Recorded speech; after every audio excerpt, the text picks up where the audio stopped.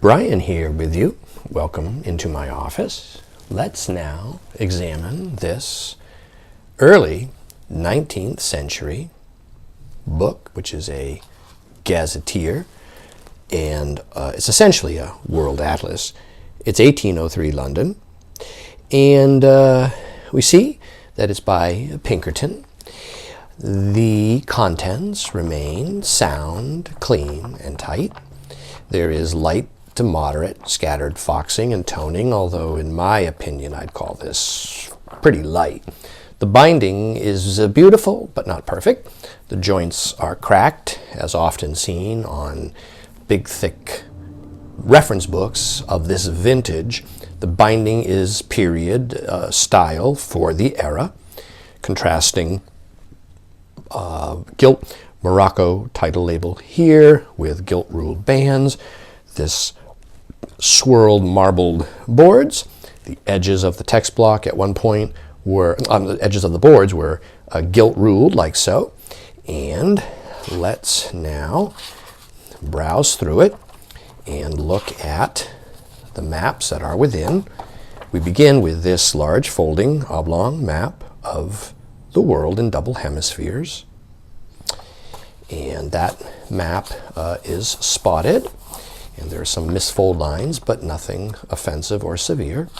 And that is followed by, I'll set the book down now, this folding map of Europe based upon Arrowsmith. These maps are engraved by Neele primarily,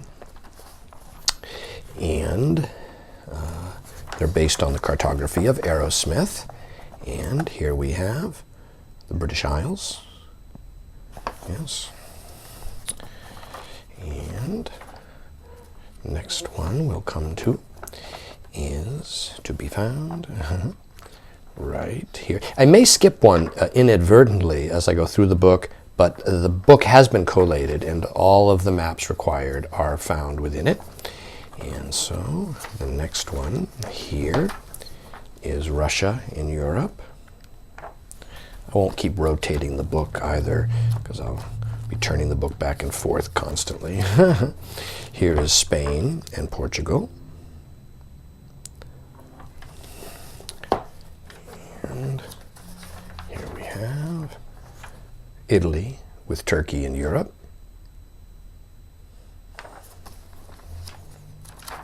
And here is basically Scandinavia, Sweden, Denmark, Norway with Finland,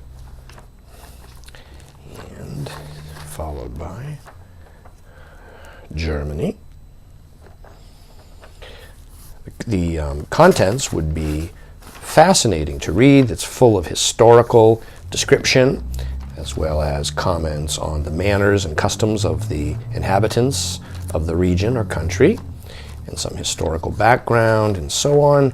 This is a map here of Asia with New Holland at the bottom, Arabia over here. And yeah, there's that.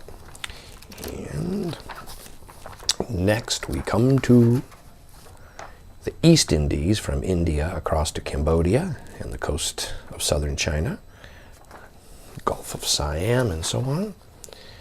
And that is followed by this map here of North America, Snake Nation in this vast, otherwise empty area there. Look at the coastline here of Alaska, greatly distorted and misshapen. You'll notice that a lot of the maps do have some moderate offsetting that should be mentioned.